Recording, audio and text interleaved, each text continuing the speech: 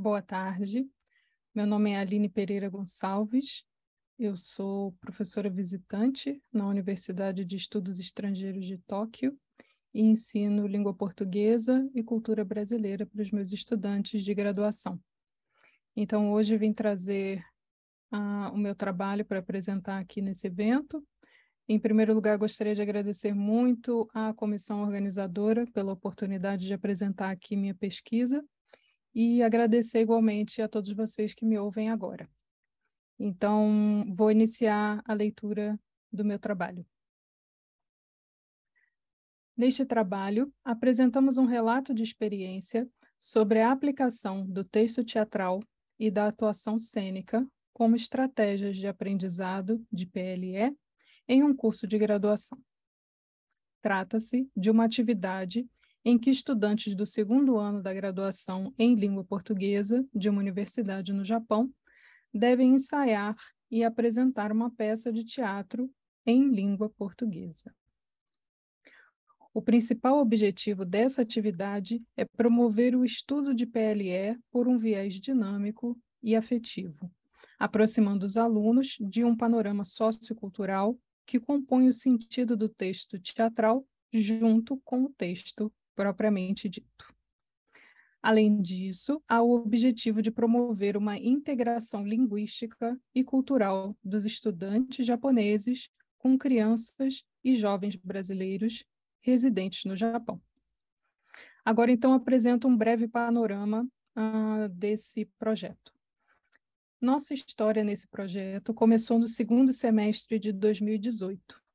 O texto previamente definido era O Noviço, de Martins Pena.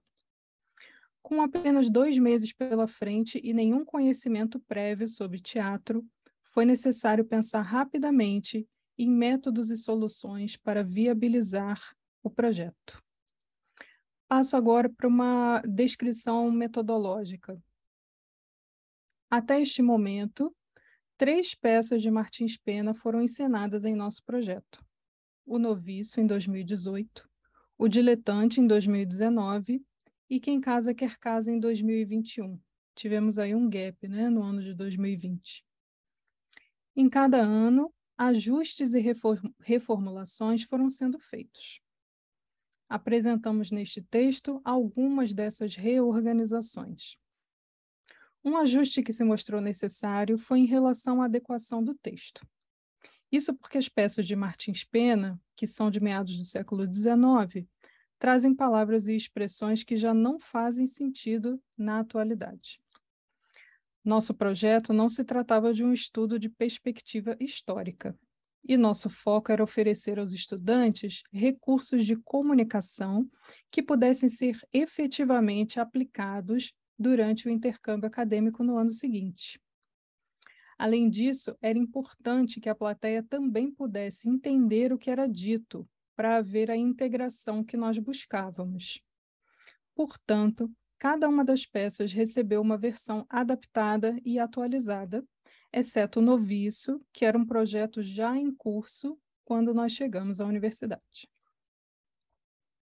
Outro ponto relevante é que na primeira experiência, em 2018, pudemos perceber que muitos estudantes chegaram ao segundo semestre sem entender boa parte do enredo da peça e do vocabulário. Ou seja, basicamente limitavam-se a repetir o que haviam memorizado. Por isso, nos anos seguintes, decidimos usar o primeiro semestre para focar no estudo do texto, na compreensão do vocabulário e do contexto cultural apresentado. No segundo semestre, damos início aos ensaios e à preparação da apresentação com todos os elementos que dela fazem parte.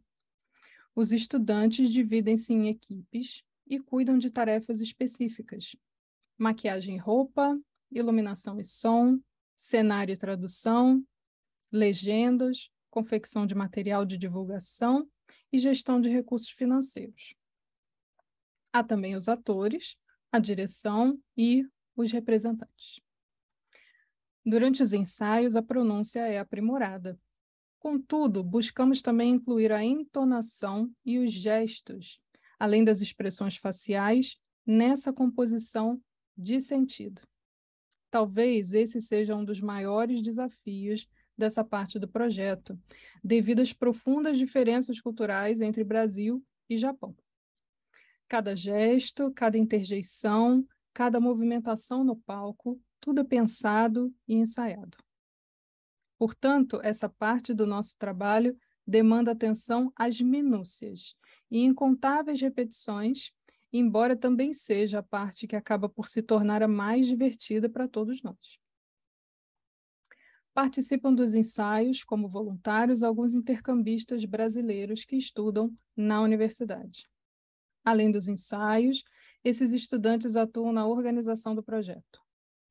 Essa interação é bastante proveitosa porque promove o encontro de alunos brasileiros interessados em interagir com estudantes japoneses e vice-versa. A primeira apresentação acontece por volta da última semana de novembro, em um importante festival cultural que mobiliza toda a universidade e que conta com forte participação da comunidade. Durante este evento, há apresentações de música e dança, venda de comidas e bebidas e a apresentação teatral das línguas estudadas na universidade. Como a maior parte da plateia depende da legenda em japonês, nem sempre há uma correspondência orgânica entre as falas dos atores e as reações da plateia. Contudo, a experiência desses estudantes de subirem a um palco e apresentarem toda uma peça em língua portuguesa pela primeira vez gera entusiasmo para a etapa seguinte. A segunda apresentação acontece cerca de 2 semanas depois da primeira. Nesse segundo momento, vamos a uma cidade próxima a Tóquio, onde há um grande número de brasileiros residentes. Diferentemente do que acontece durante o festival da universidade, na segunda apresentação, a plateia geralmente pode compreender melhor o que é dito e a reação é imediata, especialmente o riso. Ao final dessa apresentação, há um tempo de interação entre os estudantes japoneses e a plateia formada majoritariamente por brasileiros. Ao fim do semestre letivo, os estudantes entregam seus diários de campo. Neles, são relatadas as atividades das suas equipes em cada etapa, interações com outras equipes e com os estudantes voluntários, além dos desafios e soluções que surgiram ao longo do processo. Solicitamos aos estudantes que redigam ainda um breve texto em que expressem, em formato livre, suas opiniões e impressões sobre toda essa vivência. Passo agora para comentar os resultados. Ao final da segunda apresentação do teatro, a integração entre brasileiros e japoneses costuma ser um momento muito interessante, porque os estudantes geralmente se sentem bastante encorajados a interagir em português e parecem se divertir com a tietagem que experimentam, ao receberem elogios e pedidos para fotos e respondem perguntas sobre a peça ou os estudos de língua portuguesa. Por outro lado, por parte dos brasileiros, geralmente há relatos de alegria e saudades ao ver uma peça encenada em sua língua e com referências culturais que podem reconhecer. Há ainda crianças brasileiras nascidas no Japão que quase não falam português, mas que conseguem se conectar àquela situação e também se divertir. De modo geral, os brasileiros da plateia relatam satisfação e até certa surpresa em ver que estudantes japoneses têm interesse pela língua portuguesa e pela cultura brasileira. Com relação ao contato entre os estudantes japoneses e os intercambistas brasileiros, podemos perceber que essa interação favorece o aprendizado dos dois grupos concomitantemente. Além disso, notamos que esse contato, para além da sala de aula, ganha um tom mais informal e espontâneo, encorajando ainda mais as trocas culturais, bem como o estabelecimento de laços. Algumas dessas amizades permanecem mesmo após o retorno dos intercambistas ao Brasil, por exemplo. Nas atividades em que fazemos o balanço de todo o projeto com os estudantes, há muitos relatos de alunos que dizem estar mais empolgados para estudar a língua portuguesa do que antes, pois percebem-se capazes de interagir com nativos de forma eficiente e gostariam de se aprimorar ainda mais. Há também relatos de estudantes que passam a se interessar pela possibilidade de escolher o Brasil como destino do seu intercâmbio. Alguns estudantes relatam ficar especialmente interessados por um ou outro aspecto cultural retratado nas peças ou por um ou outro personagem. Geralmente, esse interesse nasce pelo contraste com sua própria cultura, gerando certa admiração, embora nem sempre positiva. Um exemplo positivo foi a predileção de várias alunas pela personagem Paulina de Quem Casa Quer Casa. Isso porque Paulina é uma jovem que confronta os personagens masculinos, bem como os personagens mais velhos, dizendo diretamente o que pensa e o que quer. Esse traço de Paulina foi identificado pelas alunas como algo muito diferente da sua cultura, gerando certo desejo de poder fazer algo parecido. Há ainda relatos de estudantes que manifestam satisfação por aprenderem uma língua portuguesa mais próxima às experiências reais. É interessante apontar como exemplo o caso de uma estudante que relatou estar relendo o roteiro de O Diletante para relembrar algumas expressões a fim de usá-las durante seu intercâmbio de 1 ano no Brasil. Além disso, alguns estudantes relatam que, ao final do projeto, percebem-se mais seguros para falar em público, para enfrentar outros desafios acadêmicos e para se expressarem com mais espontaneidade em outros círculos de relação social. Alguns relatam que, com o trabalho em equipe, sentiram-se integrados à turma pela primeira vez e puderam conversar com colegas com quem nunca haviam interagido antes. Portanto, podemos perceber um impacto positivo não só do ponto de vista da aprendizagem da língua e da cultura, mas também no campo das relações interpessoais e no desenvolvimento subjetivo de alguns estudantes. Passo agora às considerações finais do meu trabalho. Tendo em vista os elementos aqui apresentados, acreditamos que o uso do teatro como meio de estudo da língua portuguesa e da cultura brasileira no campo do PLE demonstrou ser uma iniciativa eficiente. Ao final do percurso do projeto, muitos estudantes encontravam-se mais empolgados para continuar seus estudos em língua portuguesa, para fazer intercâmbio, para cultivar as relações de amizade nascidas durante o projeto, entre outros. Além disso, alguns estudantes relataram sentir maior confiança em usar a língua portuguesa e entenderam que habilidades desenvolvidas durante o projeto foram úteis em suas vidas também fora do âmbito acadêmico. Portanto, pode-se concluir que tanto o estudo de peças teatrais com vocabulário adaptado à contemporaneidade, quanto a encenação dos textos estudados podem ser estratégias prolíficas para a aprendizagem de PLE, além de trazerem benefícios sociais e individuais. É isso. Então, esse é meu trabalho. Agradeço a atenção de vocês e espero que a minha pesquisa possa contribuir de alguma forma para a nossa troca de conhecimento aqui entre os colegas. Obrigada.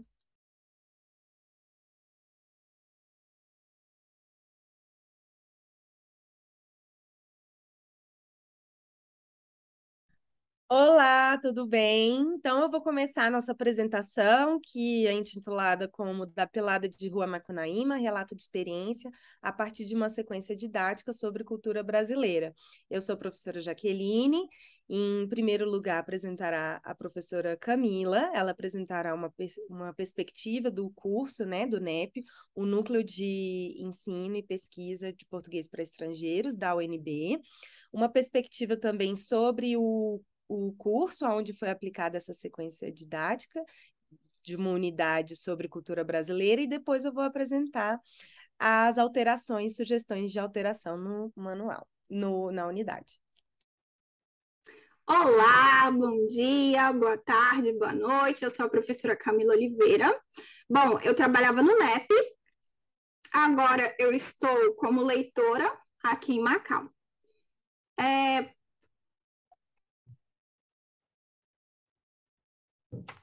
Ok, bom, então a Jaque já comentou, né? Vamos falar um pouquinho da instituição. Os cursos, né, em que fizemos essa reformulação do material didático, a reformulação em si, a aplicação em sala de aula e uma avaliação, e as considerações finais. Bom, qual é a nossa instituição, né? É um núcleo de ensino e pesquisa de português para estrangeiros na Universidade de Brasília, que é responsável por promover a língua portuguesa na universidade, né? Além dos cursos de extensão, nós também estamos abertos, né, à pesquisa, enfim, tudo que for relacionado ao português como língua estrangeira, a produção de material didático, enfim, a pesquisa acadêmica e tudo que envolve a nossa área. Bom, a instituição, ela começou em 1990, né? O nome era PEPFOL, que é Programa de Ensino e Pesquisa para Falantes de Outras Línguas. E em 2012, com a professora Lúcia, ele se tornou um NEP, e aí veio a produção de material didático. Então, nós começamos o curso já elaborando material didático para dar aula. Então, essa é uma parte muito importante no NEP, né? E que a gente tem muito carinho por ela, digamos assim. Em 2015, nós tivemos uma primeira grande reformulação do material didático, né? Até então, o material era feito só pelos professores e cada professor, né, que criava o seu material didático, enfim, trazia de outros materiais. E aí, nesse momento, nós tivemos uma reunião com todos os professores do núcleo e fizemos a primeira reformulação dos níveis iniciante 1 e iniciante 2. Em 2018 para 2019, a gente teve o primeiro programa de iniciação científica com alunos da graduação para fazer novamente essa reformulação. Conseguimos fazer uma breve reformulação de todo o material de todos os níveis, pelo menos colocamos na mesma formatação, enfim, os materiais ficaram um pouco mais parecidos, né? Porque até então ainda tinha essa diferenciação.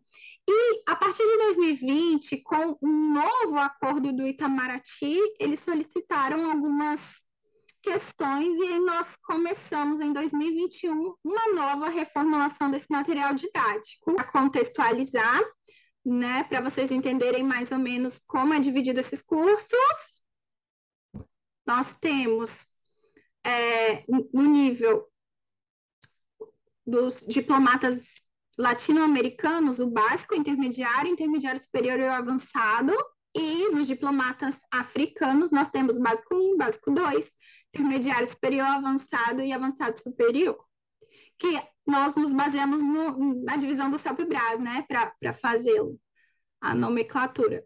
Bom, e aí a gente entra na parte mais interessante, que é a parte da reformulação do material didático. Então, como eu disse, isso surgiu a partir de uma demanda do Itamaraty, em que eles solicitaram algumas questões, e aí nós, em algumas reuniões, decidimos fazer isso com os alunos da graduação. Então, novamente, começamos um novo projeto com alunos da graduação que tinham habilidades de design e, enfim, eram da nossa área. São todos voluntários, e também com o auxílio dos professores, né, que nos ajudam, nos enviam sugestões.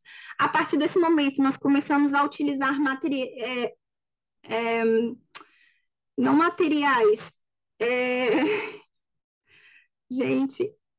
sites como o Canva, utilizamos também o Publisher, né, para poder fazer um material mais profissional, porque até então nós usávamos o Word para fazer os materiais didáticos, né? Bom, acho que é interessante destacar que nós começamos pelo básico 1, básico 2 e entramos no intermediário, né? De 2021 a 2022. E tínhamos 4 voluntários. Os objetivos principais dessa reformulação, né, foram apresentação do português como uma língua pluricêntrica. Então, nós, por exemplo, colocamos uma sessão chamada Viajando pela CPLP. Então, todas as unidades, né, a gente traz um pouco desse português como uma língua pluricêntrica. Nós também trabalhamos num enriquecimento e num aprimoramento das tarefas já existentes, né? Sempre voltadas para o CELP-Brás. Trabalhamos também com a intensificação dos recursos audiovisuais e culturais, além da questão de representar a diversidade, né? Nos materiais didáticos, em que os estudantes se sentissem mais representados. Então, por exemplo, a gente tem um curso de português para diplomatas africanos que quase não tinha negros, por exemplo. Então, é uma forma de, enfim, fazer com que os alunos se sintam representados ali. Enfim, não só os alunos, mas todos, né? Não fazia muito sentido. E aí a Jaque vai falar um pouco mais das unidades didáticas. Bom, então eu vou continuar a apresentação com o objetivo de mostrar para vocês as alterações propostas para a unidade 2. Nós escolhemos apresentar a unidade 2 por causa do tema, que é um tema bastante interessante, onde a gente trabalha cultura brasileira, e também escolhemos essa unidade porque nós pensamos que, por ser uma unidade específica para latinos-americanos, com o tema de cultura brasileira, a gente pôde refletir sobre quais assuntos e quais tipos de textos podem ser mais interessantes e até mesmo menos interessantes para esse tipo de grupo, né? É importante a gente dizer que esse é o primeiro grupo, esse grupo foi o primeiro grupo a chegar no nível avançado superior, tá? A gente também propôs essa alteração pensando em apresentar o tema cultura brasileira a partir do humor e de uma abordagem bastante crítica. Porque vocês vão ver, nós vamos trabalhar jeitinho brasileiro, nós vamos apresentar para os estudantes o personagem Macunaíma e alguns outros aspectos da cultura brasileira. Então, nós pensamos que o humor seria bastante um ponto de partida interessante, né? E também nessa unidade, nós propomos diversos textos de insumo para esse nível, diversos textos motivadores novos, porque a gente queria testar como esses alunos, como esses estudantes iriam aproveitar, né, a fruição com esses textos, né? A ementa desse curso avançado, ela tem como eixo temático cultura brasileira. Antigamente, a gente tinha os gêneros reportagem, lista e resenha. A gente tinha uma áudio-reportagem aqui também. Os tópicos gramaticais, que eu não vou passar nessa apresentação, são acentuação gráfica e futuro do presente composto. Esses tópicos gramaticais continuaram. E as produções realizadas pelos estudantes eram uma apresentação oral sobre os diferentes carnavais brasileiros e uma festa popular do país deles. Na sugestão para a Nova Ementa, né, para esse curso, a gente propôs mais textos de insumo, mais textos motivadores, então a gente incluiu meme, tweet, crônica, vídeo do YouTube, stories de Instagram, infográfico e resenha, né? Também nós ampliamos a produção escrita, vocês vão ver lá no final, inserindo a produção de resenha, lista e tweet. A reformulação dessa unidade, principalmente o início da sequência didática de atividades propostas, teve como ponto de partida a sequência didática para professores e para semifinalistas da Olimpíada de Língua Portuguesa do ano passado, de 2021, para o gênero crônica, né? Então, quando vocês verem as atividades, vocês vão ver que a primeira parte é bastante parecida com o que está disponível no site do CENPEC, o site da Olimpíada de Língua Portuguesa. Também a gente propôs algumas sessões novas para essas unidades, né? Os materiais didáticos do NEP, eles seguem, para o nível avançado, eles seguem uma estrutura em que os estudantes começam a unidade analisando uma imagem, geralmente essa atividade ela é baseada em um elemento provocador do Self-Braz. Depois os estudantes têm um momento para conversar e debater. Tem 2 textos para leitura e interpretação, 2 textos escritos. Tem muitas atividades nos níveis avançados, onde os estudantes dão a opinião deles, o nome da sessão é opinião. Antes de introduzir os tópicos gramaticais, tem uma sessão chamada um pouco sobre você, em que os alunos eles vão testar algumas estruturas gramaticais e falando sobre a experiência deles. Tem De Olho na Gramática, que são as sessões em que se trabalha a gramática, cultura brasileira, as tarefas escritas e orais, que nessa unidade era a apresentação sobre o Carnaval no Brasil e resenha, mas aqui eu vou abordar só as tarefas escritas. Para a unidade nova, eu propus mais uma sessão antes do Vamos Conversar, né? Que eu propus uma sessão que se chama para começo de conversa, para introduzir o tema.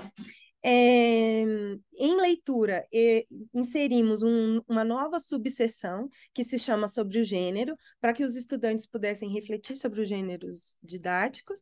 E Viajando na CPLP, que é uma sessão que foi incluída por conta das sugestões que o próprio Itamaraty fez, porque, como a Camila mencionou, o material agora tem uma perspectiva mais pluricêntrica, de mostrar mais a cultura dos países de língua portuguesa. E na tarefa escrita, a gente incluiu lista, resenha e tweet. Então, aqui, desse lado, vocês estão vendo a unidade antiga, como ela era, a primeira página, e para cá, a nova página, a nova sugestão para início. Então, antes da gente começar, a gente debateu, por exemplo, os termos costume e hábito, né? Qual que é a diferença entre costume e hábito, e falamos sobre hábitos brasileiros a partir dessa thread. Fale que você é brasileiro sem falar que é brasileiro. E aí depois, logo no início, a gente já fez uma atividade escrita, que vocês vão ver lá na parte de tarefas, que foi a elaboração de um tweet em que os estudantes foram convidados a falar que eles são daquela cultura, daquele país, usando essa mesma estrutura, né? Usando uma imagem. Depois também nós fizemos uma sugestão, uma alteração, mudando a estrutura da sessão de texto, de interpretação de leitura, né? Então, antes apresentava o texto e depois as atividades de vocabulário e interpretação.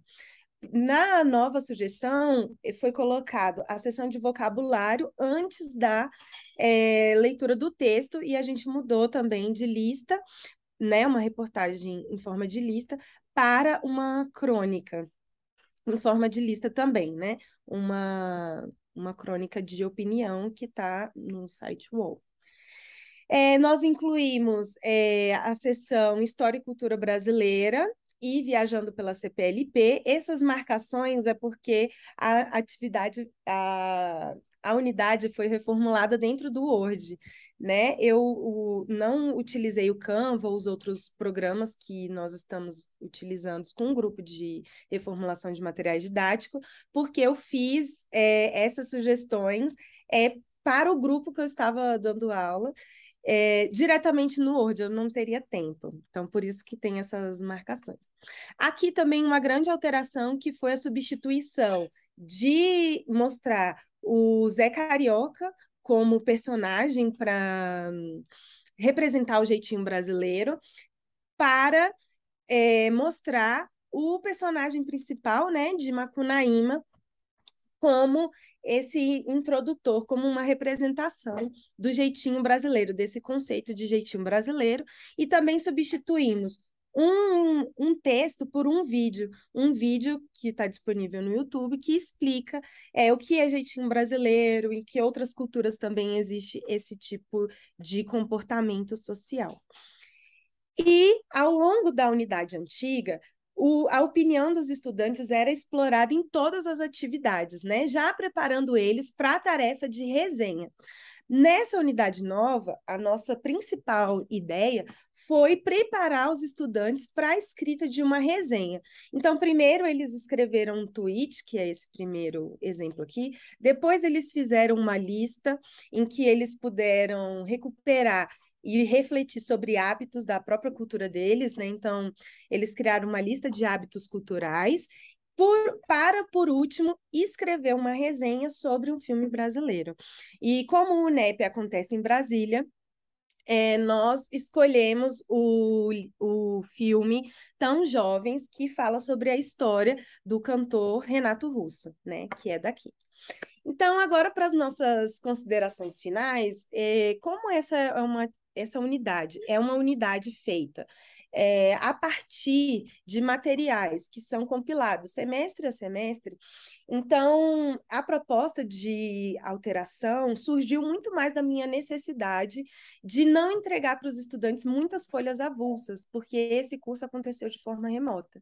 Então, a alteração acabou acontecendo do processo natural de todos os professores de incluir ou retirar conteúdos a partir do material disponível, né?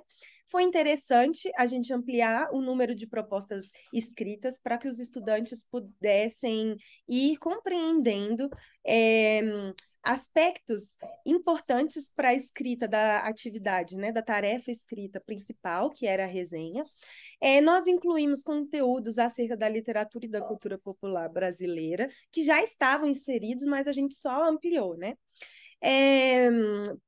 Foi interessante que o grupo sentiu bastante resistência aos textos incluídos, porque o texto de crônica era de uma brasileira que morava na Espanha, e o texto para discutir o jeito, hábitos culturais brasileiros era de um francês que mora no Brasil.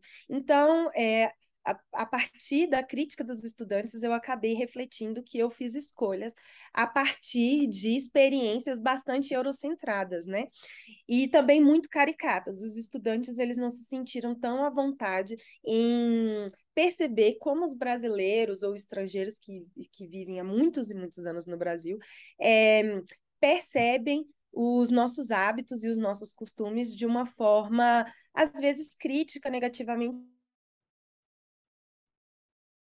O próximo tópico, que é a última sensibilidade, que culminou, chegou ao seu ponto quando nós tratamos o tema jeitinho e também a exploração do personagem Macunaíma. Os estudantes se sentiram bastante sensíveis à percepção de que os brasileiros estão disponíveis a criticar a sua própria cultura, seus próprios hábitos, né? E de uma forma, às vezes, até um pouco ferrenha demais, né? Então, nós acabamos chegando à conclusão que nós vamos reaproveitar aquela lista que, que é uma reportagem, né? Intitulada Oito Hábitos Culturais dos Brasileiros que Chocam os Estrangeiros, e vamos também cortar o tamanho dos textos novos sugeridos para que sejam mais curtos e que os estudantes tenham fôlego, né, e mais interesse nessa unidade, que foi bastante interessante para esses alunos, né, diplomatas latino-americanos, que foram os primeiros a cursar o nível avançado superior no NEP. Então, essa é a nossa apresentação. O que eu acho mais interessante que vale a pena destacar, já que é que isso que é o fantástico de trabalhar no núcleo de ensino e pesquisa de português para estrangeiro, né? Essa liberdade que a gente tem de aplicar, de testar. Então, a gente tinha um material, a Jaque se disponibilizou a fazer uma nova perspectiva e ela foi lá, aplicou, viu o que era bom, o que era ruim, o que poderia melhorar, e agora já tem uma outra percepção e outras sugestões para o próximo, né? Então, eu acho que acho que é o desejo, né, de todo mundo poder fazer isso, né? E a gente consegue fazer isso no NEP. É isso. Tchau, tchau, gente. Jaque? Jaque? Aham. E é isso, a gente trabalha dessa forma, né? E a gente acredita, né, que a possibilidade de compilar os próprios materiais didáticos e refletir sobre as tarefas, né, que nós aplicamos e entregamos para os nossos estudantes, possibilita que haja um dinamismo nos conteúdos apresentados, né? Sobretudo nesse momento em que os gêneros, né, e os estudantes podem circular por tudo que acontece na nossa sociedade a partir da internet, né? O professor não é mais o introdutor dos textos, dos vídeos, eles podem buscar a partir da internet e também a partir de diversas outras ferramentas. É isso. Obrigada. Tchau, tchau.